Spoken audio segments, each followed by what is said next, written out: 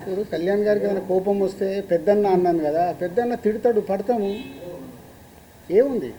వాళ్ళ హర్ట్ అయ్యారు కళ్యాణ్ గారు, హర్ట్ అవుతూ మమ్మల్ని తిట్టే అధికారం వరకు ఉంది కదా, అట్లా ఆలోచిద్దాం. కళ్యాణ్ గారి గురించి నేను 22 ఏళ్ళ నుంచి చూస్తున్నాను. ఆయన కోపం వచ్చినప్పుడు ఆయన కోపపడేలాగా ఎపిసోడ్ జరిగింది, కానీ వారి సినిమానే టార్గెట్ చేశారనేది ఒక నెగిటివ్గా వారి దగ్గరికి వెళ్ళింది. అది కాదు ఇది ఇక్కడ జరిగింది.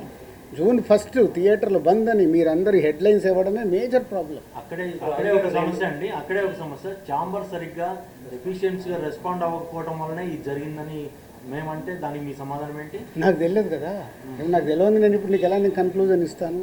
లోపల ఏమి జరిగింది మీకు ఒకటి, మీరందరూ ప్రాపర్గా మీకు కమ్యూనికేషన్.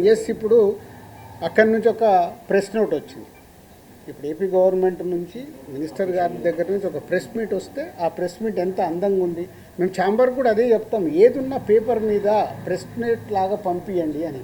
అక్కడ ఉండే 20-25 మంది బయటకు వచ్చి ఎవరికో తెలిసిన వాళ్ళకు ఒక న్యూస్ కమ్యూనికేట్ చేస్తారు, లోపల ఏం జరిగింది తెలుసా ఇది అని, అది హైలైట్ అవుతుంది.